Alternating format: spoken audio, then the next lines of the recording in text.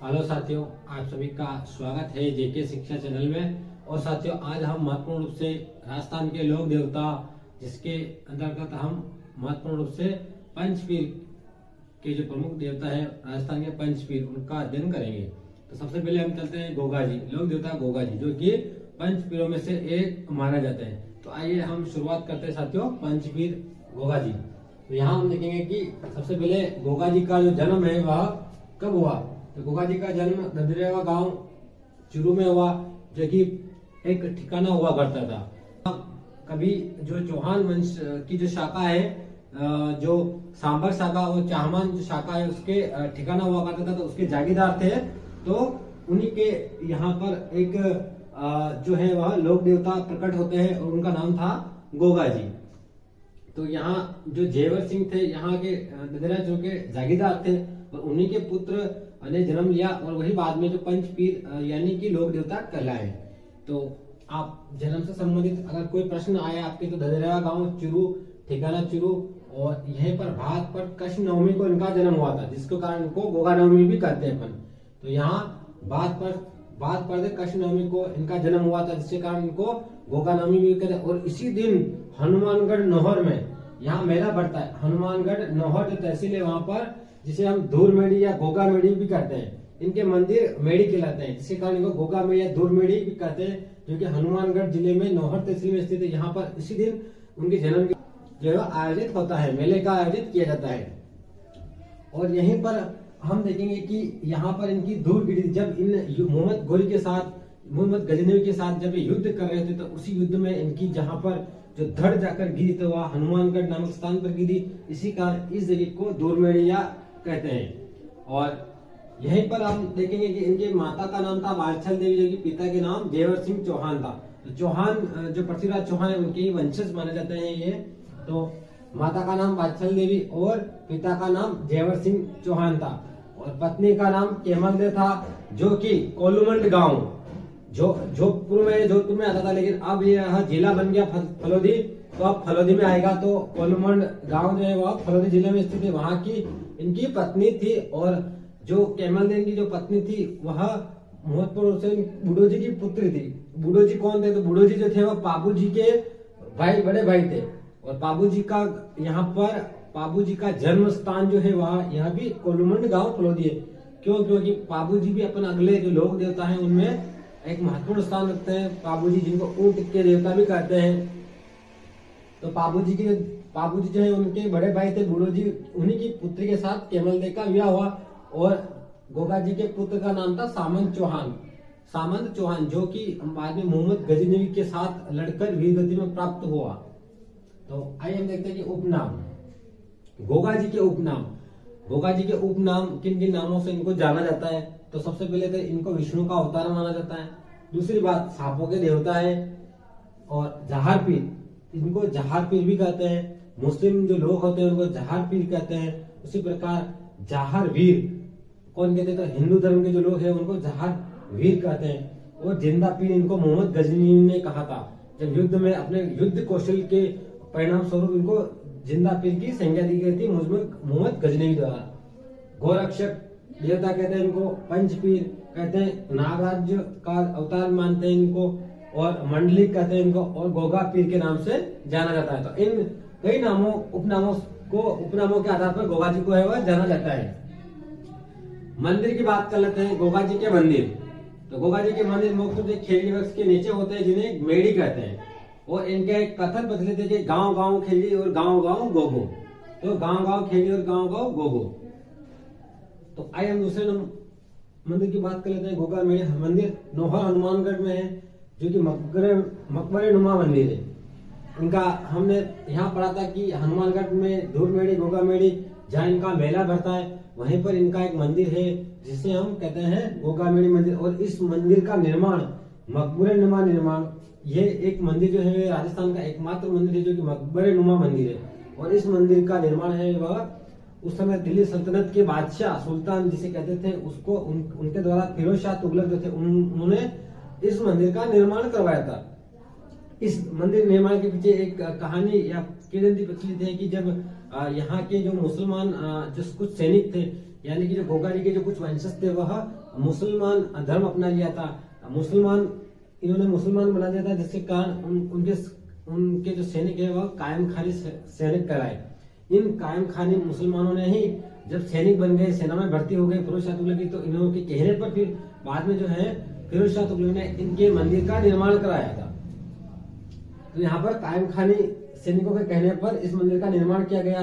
बाद में इसका हिंदू शैली में निर्माण यहीं के बीकानेर के राजा गंगा सिंह के द्वारा किया गया था और इसके मुख्य दरवाजे पर बिस्मिल्लाह शब्द अंकित थे। राजस्थान के एकमात्र मंदिर जिसके मुख्य दरवाजे पर बिस्मिल्लाह शब्द अंकित है, जो कि फिरोज शाह तुगलक के समय में लिखवाया गया था। इसी के साथ इस मंदिर की एक प्रमुख विशेषता है कि यहाँ पर एक महीने में, जो कि भाद्रपद महीना होता है, जो हिंदू माह का विशेष रूप से धार्मिक महीना होता है, जिसमें जो पूजा की जाती है वह यहाँ के हिंदू लोगों के द्वारा की जाती है, जबकि बाकी 11 महीने इसकी पूजा मुस्लिम संप्रदाय द्वारा की जाती है, मुस्लिम लोगों द्वारा की जाती है।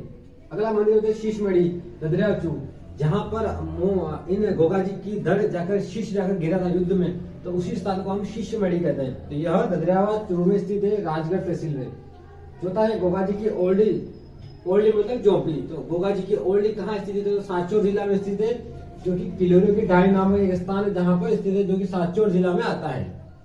इसी के साथ इनकी घोड़ी का नाम था नीली घोड़ी, जिसे गोगा बप्पा के नाम से भी जाना जाता है। और यहाँ पर गोगा जी के जो ग्रंथ लिखे हुए थे वह प्रमुख 2 कवियों के द्वारा लिखे गए थे, जिसमें जान कवि के द्वारा कायम खा रासो ग्रंथ लिखा गया, जिसके अंतर्गत गोगा जी के इतिहास का वर्णन है, यहाँ के युद्ध लड़ा गया उस युद्ध का वर्णन है।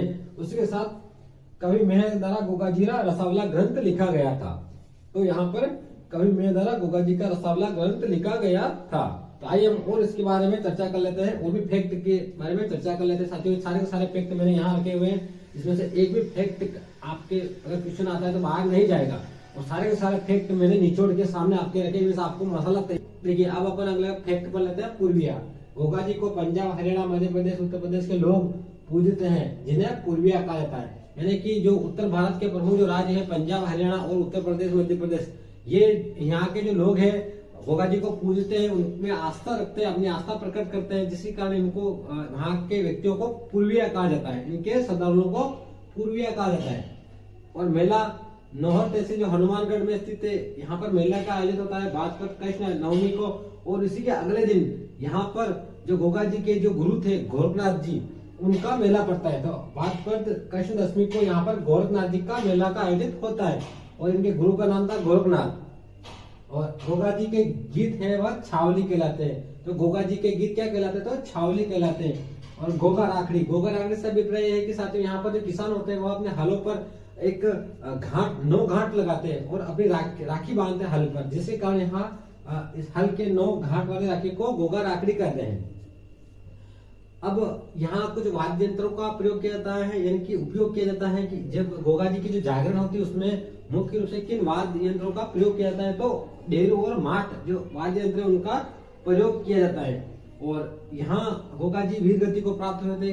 कहा जाता है कि जब मोहम्मद गजनवी जब सोमनाथ मंदिर लूट के जा रहा था, तो इसकी सूचना जब गोगा जी को मिली, तो वहां उनके अंतर्गत एक क्रोध की भावना जागृत हुई और उनने लड़ने का निश्चित किया, जबकि उनकी इतनी सेना नहीं थी कि वह मोहम्मद गजनी की सेनाओं का मुकाबला कर सके। फिर भी उन्होंने अपने आत्मविश्वास, अपने साहस, वीरता और शौर्य पराक्रम से युद्ध भूमि में गए और अपने पुत्र के साथ इस युद्ध लड़े मोहम्मद गजनी से।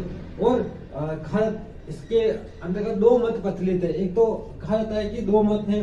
सुरमल मिशन द्वारा ग्रंथ जो वंश भास्कर लिखा गया उसमें यह कहते हैं कि मोहम्मद गजनी के साथ युद्ध करते हुए ये वीर गति को प्राप्त हुए थे। और इसी जब अपने युद्ध कौशल की पराक्रमता को देखते हुए यहाँ पर जो मोहम्मद गजनी ने इनको जिंदा पीर कहा था, यानी कि जीवित देवता की संज्ञा यहीं पर दी थी, जिसके कारण इनको जिंदा पीर कहा जाता है। दूसरा मत जो कि दयालदासी ख्यात या रणकपुर प्रशस्ति में प्रचलित है, जिसमें इनके चचेरे भाई थे सर्जन और अर्जन से ये वीर गति युद्ध करते हुए वीर गति को प्राप्त हुए थे। तो यहाँ पर आपको दोनों जो तथ्य है वो याद रखना, एग्जाम की दृष्टि से जो भी तथ्य है आपको इन दोनों को तथ्य को ध्यान में रखते हुए आंसर राइट करना है। और विशेष तथ्य में अगर पढ़ लेते हैं, गोगा जी की 11वीं पीढ़ी में करम सिंह ने मुस्लिम द्वारा अपना लिया, बाद में यही कायम खाने कराए।